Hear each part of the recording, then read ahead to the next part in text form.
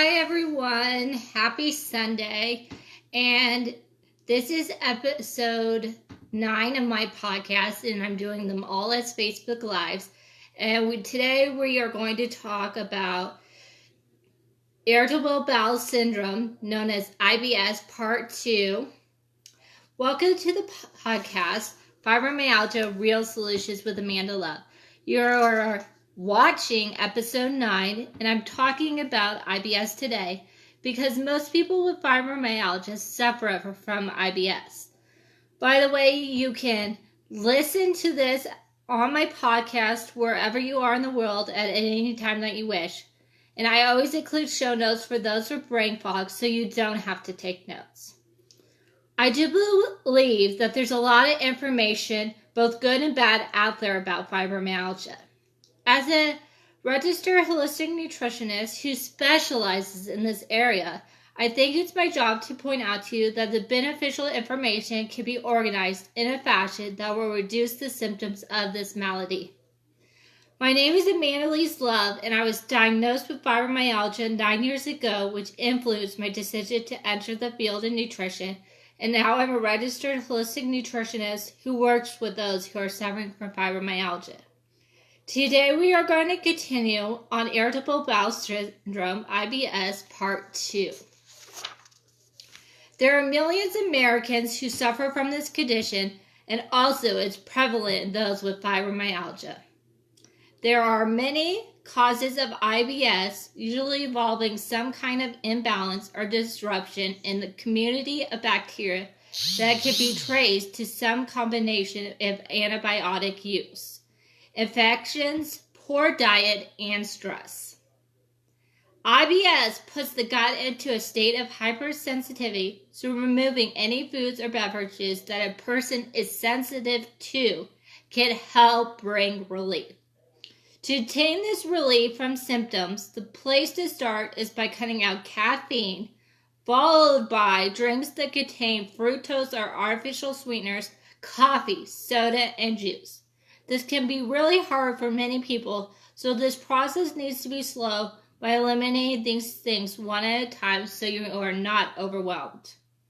It should be noted that the symptoms of IBS didn't develop overnight, so it's not going to go away in the same manner. These changes might not have to be permanent, but it gives the body a temporary solution that gives it a rest from inflammation and symptoms that zap energy, giving the body a chance to rebuild. The diet that is most recommended for IBS is the low food map diet, which is an acronym. One thing that's easy to remember about this diet is that all food map foods are some form of carbohydrate.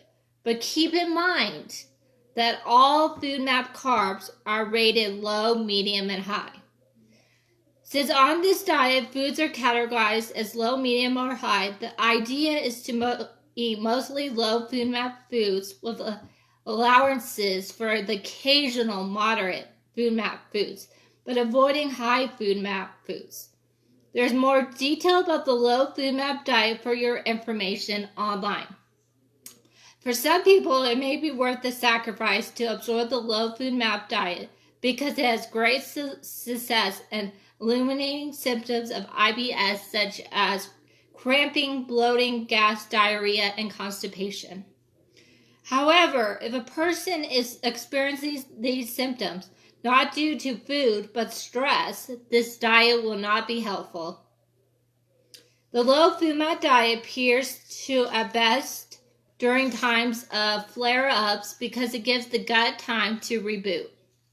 Generally, if IBS symptoms are severe, it's safest to eat foods that are easy to digest and can be absorbed early in the digestive process.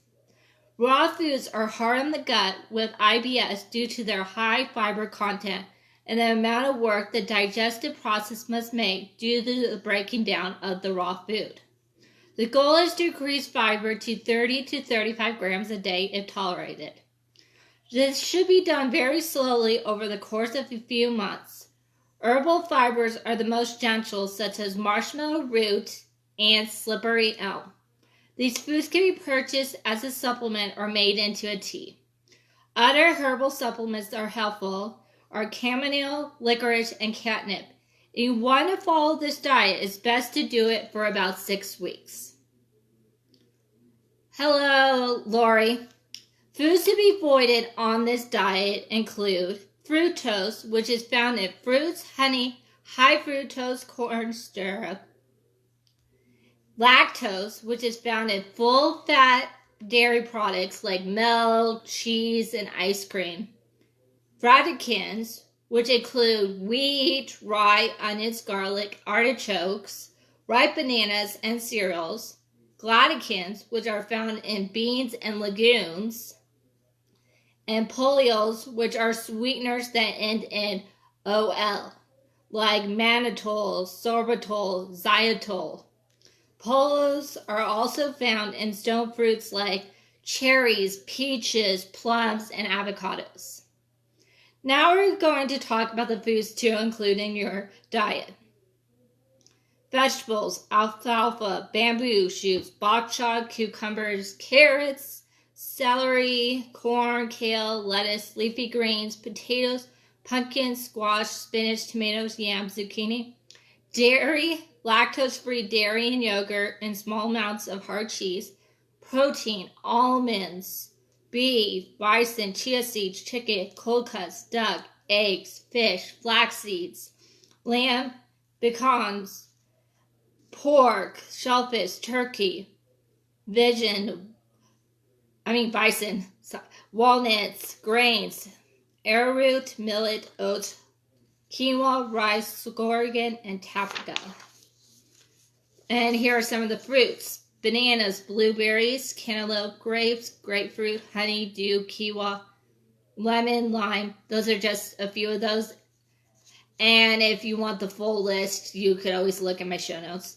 Condiments: bone broth, chives, mayonnaise, mustard, olive oil, pepper, salt, spices, and vinegars. In addition, here's one suggestion to help IBS symptoms. Turmeric is very helpful, especially in inflammatory conditions. For supplements, listen to episode 8 on IBS part 1. And in order to eliminate the symptoms of IBS, a person must consider the following. The nervous system in your gut has a large impact on your gut bacteria population, and those bacteria have a huge impact on your gut nervous system.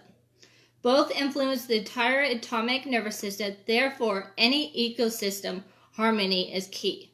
This harmony can be restored through stress reduction techniques such as meditation, tai chi, yoga, and breathing exercises that can calm the nervous system.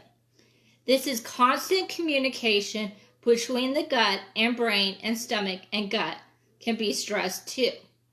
Calming practices can help both brains restore balance and harmony in your digestive process. In conclusion, give your body a break from inflammation and give it a chance to reboot by implementing some of these suggestions. And my 2 things I am telling everybody to do is, number 1 is to sign up for my free sleep guide, which I will include in the show notes below. In the comments below this live. Or number 2 is to sign up for free 20-minute discovery call to see if working with me would be the right fit. This is a no pressure phone call, but you might need more support with IBS or any other your other health conditions, and I would love to help you improve your health in 2020. So I'll talk to you soon, and if you guys ever have any questions, you could always private message me.